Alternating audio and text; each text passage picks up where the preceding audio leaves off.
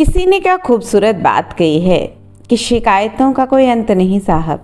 पत्थर कहते हैं कि पानी की मार से टूट रहे हैं हम, और पानी को शिकायत है कि पत्थर हमें खुलकर बहने भी नहीं देता।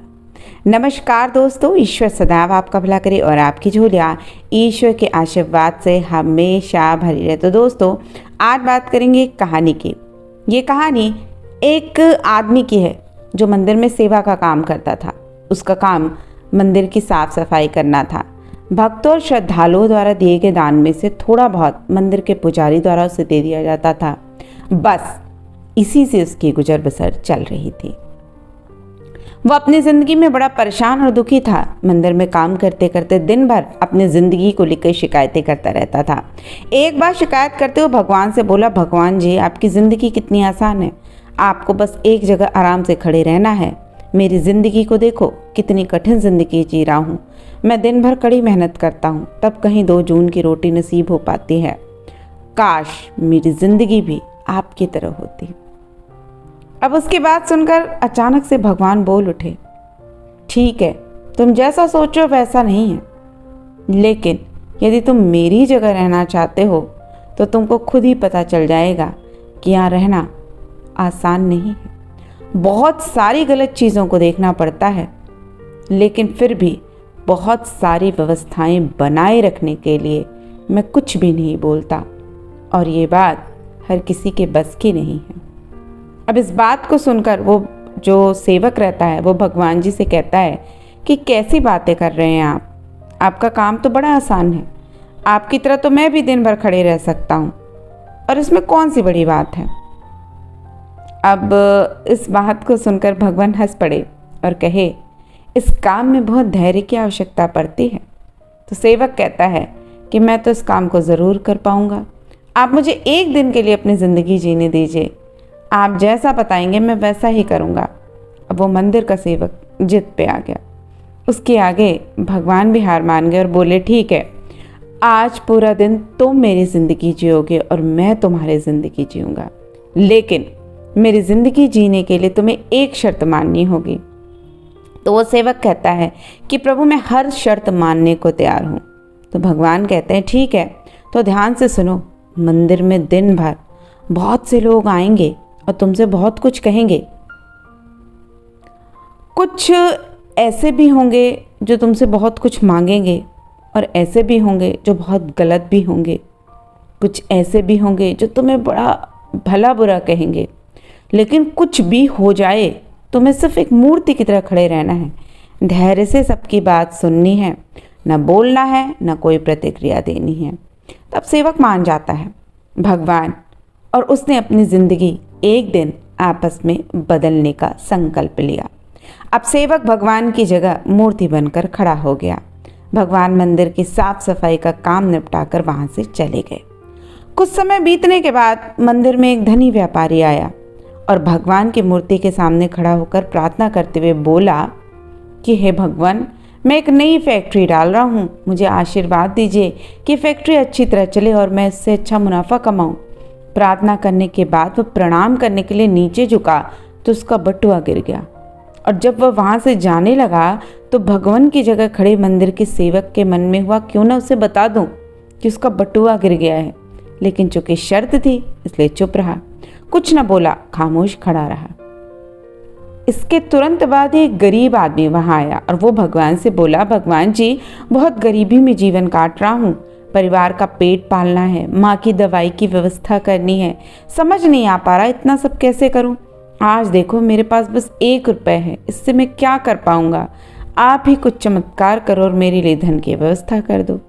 प्रार्थना करने के बाद जैसे ही वो जाने को हुआ, उसे नीचे गिरा व्यापारी का बटुआ दिखाई दिया।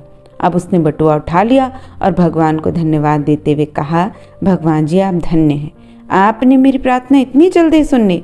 इन पैसों से मेरा परिवार कुछ दिन भोजन तो कर सकेगा, और साथ ही साथ मेरी माँ की दवाइयाँ भी आ जाएंगी। अब जो मंदिर में जो सेवक था, जो कि भगवान बना हुआ था, उसके मन में आया, ये बटुआ तो व्यापारी का है, मैंने उसे नहीं दिया। लेकिन ये जो गरीब आदमी कर रहा है ये तो चोरी है। लेकिन अब वो फिर भी चुप रहने के लिए विवश था, इसलिए मन मारकर चुपचाप खड़ा रहा। अब मंदिर में एक तीसरा व्यक्ति आता है जो कि एक नाविक था। वो 15 दिन के लिए समुद्री यात्रा पे जा रहा था और उसने भगवान के सामने खड़े होकर प्रार्थना की कि उसकी यात्रा सुरक्षित रहे और वो सकुशल वापस आ जाए। वो प्रार्थना कर ही रहा था कि वो धनी व्यापारी व्यक्ति वापस आ गया और वो अपने साथ पुलिस को भी लेके आया था। अब नाविक को देखकर वो पुलिस से बोला, मेरे बाद ये मंदिर में आया है, जरूर इसने ही मेरा बटुआ चुराया होगा, अब आप इसे गिरफ्तार कर लीजिए। पुलिस नाविक को पकड़ के ले जाने लगी। अब भगवान बने आदमी को अपने सामने होता हुआ ये अन्याय सहन नहीं हुआ, लेकिन शर्त थी चुप रहना है। लेकिन अब उसे लगता है कि बहुत गलत हो चुका, यदि मैं चुप रहा तो एक बेकसूर आदमी को व्यर्थ में ही सजा भुगतनी पड़ेगी। उसने अपनी चुप्पी तोड़ते हुए कहा कि आप गलत व्यक्ति को पकड़ के ले जा रहे हैं। ये बटुआ इस नाविक ने नहीं बल्कि इससे पहले आए गरीब व्यक्ति ने चुराया है। मैं भगवान हूँ और मैंने सब कुछ देखा है। अब पुलिस भगवान की बात कैसे नहीं मानती। उसकी बात को मानकर उन्होंने नाविक को छोड़ दिया और उस गरीब आदमी को पकड़ लिया और चूंकि उससे बटुआ भी मिल गया तो उसकी कही हुई बात की सत्यता भी साबित हो गई। शाम को जब भगवान वापस आए तो मंदिर के सेवक ने पूरे दिन का वृतांत सुनाते हुए बड़े गर्व के साथ बताया, देखो भगवान, मैंने आज एक आदमी के साथ अन्याय होने से रोक दिया। देखिए आपकी ज़िंदगी जी के मैंने कितना बड़ा काम किया है। आप तो कुछ बोलते ही नहीं हैं, ना अन्याय को बोलते हैं कुछ, ना न्याय को कुछ बोलते हैं। तो उसकी बात सुनकर भगवान बोले, ये तुमने क्या किया? मैंने तुमसे कहा था ना कि चुपचाप मूर्ति बन के खड़े रहना, लेकिन तुम वैसा नहीं कर पाए। तुमने सब किए कराए पे पानी फेर दिया। तुम्हें पता है वो जो धनी व्यापारी है उसने बड़े बुरे कर्मों द्वारा इतना धन कमाया। यदि इसमें से कुछ पैसे गरीब आदमी को मिल जाते तो उसका भला हो जाता और उस व्यापारी के पाप भी कम हो जाते। अब जिस नाविक को तुमने समुद्र यात्रा पे भेज दिया वो अब जीवित वापस नहीं आएगा, क्योंकि समुद्र में बहुत बड़ा तूफान आने वाला है और यदि वह कुछ दिन जेल में रह जाता तो कम से कम उसकी ज़िंदगी तो बच जाती। अब भगवान की बात को सुनकर सेवक को एहसास हुआ कि वो तो बस वो देख पा रहा है जो उसकी आंखों के सामने हो रहा है, लेकिन उसके आंखों के पीछे की वास्तविकता क्या है वो ये चीज़ न जानता है, न देख सकता है, न उसके अर्थ को समझ सकता है। इसलिए याद रखिए कि भगवान यदि आपके साथ भला नहीं कर रहा है तो ज़रूर आपने कुछ बुरा इस जन्म में नहीं तो किसी और जन्म में किसी के साथ ज़रूर किया होगा, या यदि आपके साथ बुरा हो रहा है तो शायद आपको ज़िंदगी में किसी और जगह किसी ऊंचे मुकाम पे पहुंचाने के लिए ये परेशानियां आ रही हैं। तो भगवान की जो परेशानियां आपको मिलती हैं ना, वो भगवान की योजनाएं हैं। हम छोटे मनुष्य अपनी छोटी बुद्धि से और अपनी आँखों से उस चीज़ों को नहीं देख सकते हैं। इसलिए बात बात पे धैर्य को खोकर भगवान को दोष देने के बजाय अपने कर्मों पे ध्यान दें तो निश्चित रूप से आपके पहले के कर्म तो कटेंगे ही कटेंगे। नए शुभ कर्म करने से और नए शुभ कर्मों के बनने से आपका भाग्य भी